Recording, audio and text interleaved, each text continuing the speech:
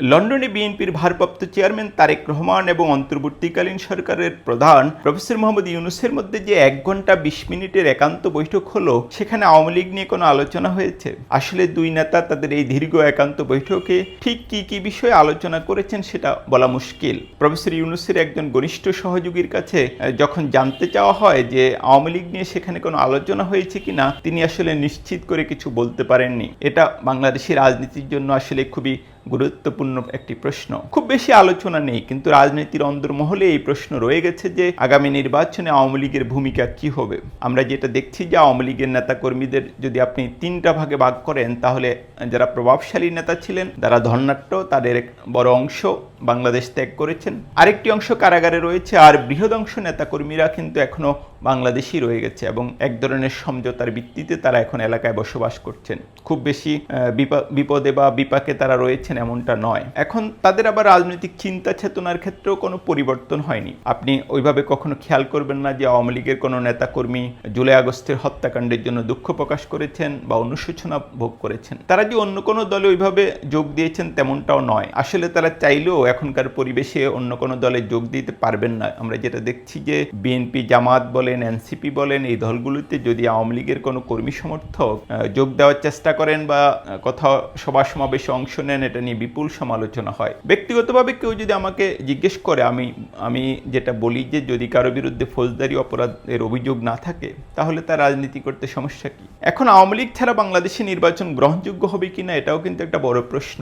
জাতিসংঘের যে আবাসিক সমন্বয়কারী বাংলাদেশে তিনি যেটা বলেছেন যে তাতে বোঝা যায় যে আওয়ামী লীগ নির্বাচনে অংশ না নিলেও নির্বাচন গ্রহণযোগ্য হবে। কিন্তু জাতিসংঘের আবার মানবাধিকার বিষয়ক হাই কমিশনার রাজনৈতিক দল নিষিদ্ধের যে বিধান, সেটা নিয়ে উদ্বেগ প্রকাশ করেছেন। তবে এটা নিশ্চিত করেই বলা যায়, ভারত ছাড়া আওয়ামী লীগের পক্ষে আন্তর্জাতিক শক্তিগুলির এখন আর কোনো অবস্থান নেই। সম্ভবত জুলাই আগস্টের যে গণহত্যা এবং এটা নিয়ে জাতিসংঘের যে তদন্ত, সেটা আওয়ামী লীগের রাজনীতিকে খুব অন্ধকারে নিয়ে গেছে।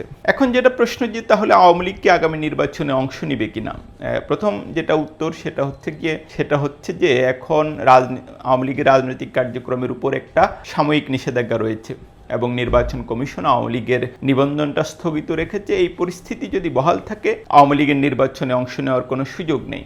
২ নম্বর একটা বিলিয়ন ডলারের প্রশ্ন যে বিএনপিকে আওয়ামী লীগকে নির্বাচনে চাইবে, বিএনপিকে চাইবে যে আওয়ামী লীগ নির্বাচনে অংশ নিক। এটার একদম নিশ্চিত করে কোনো উত্তর দেওয়া আমার পক্ষে কঠিন, কিন্তু বিএনপির কোনো নেতার সঙ্গে আলাপ করে এটা আমার ধারণা হয়েছে যে তারা মনে করে আওয়ামী লীগ নির্বাচনে অংশ নিলে সেটা আরও গ্রহণযোগ্য নির্বাচন হবে। বিএনপিতে এক ধরনের এখন কনফিডেন্ট রয়েছে অন্তত ৯৮% নেতাকর্মীর মধ্যে যে তারা ক্ষমতায় আসছেন। এই পরিস্থিতিতে সম্ভবত জামাত বা ইসলামপন্থীরা বিরোধী দলে থাকবেন, এর তুলনায় আওয়ামী লীগ বিরোধী দলে থাকলে সেটা কি বিএনপির জন্য ভালো? সেটা একটা প্রশ্ন। সেই প্রশ্ন বিএনপির ভেতরে রয়েছে। তৃতীয় যেটা উল্লেখ্য যে মনে করেন নিষেধাজ্ঞা প্রত্যাহার হলো, তারপরেও কি আওয়ামী লীগ নির্বাচনে অংশ নেবে? আমার ধারণা এটা সম্ভাবনা খুবই কম।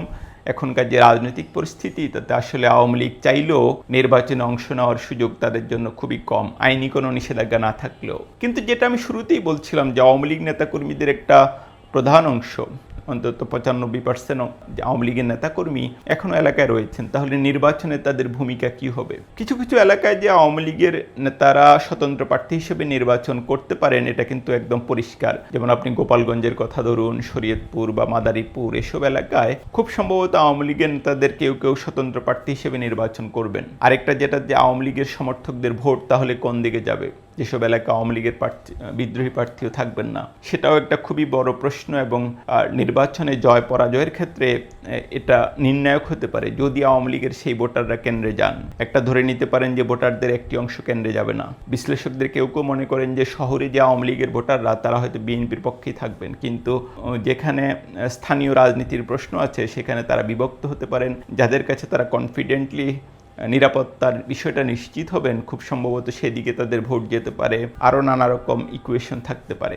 এখন যেটা দেখা যাচ্ছে, আপাতত রাজনৈতিক দল হিসেবে আওয়ামী লীগের নির্বাচনে থাকার সম্ভাবনা খুবই কম, কিন্তু আওয়ামী লীগের কিছু প্রার্থী এবং কর্মীদের একটি অংশ ও সমর্থকদের একটি অংশ যে ভোটে থাকবেন, সেটা নিশ্চিত করেই বলা যায়। কিন্তু আগেই আমি যেটা বলেছি যে আওয়ামী লীগ একসময় যেটা মনে হতো, অবধারিত ছিল যে আওয়ামী লীগ নির্বাচনে অংশ না নিলে সেই নির্বাচন হয়তো আন্তর্জাতিকভাবে গ্রহণযোগ্যতা পাবে না, কিন্তু এখন সম্ভবত সেই অবস্থা নেই।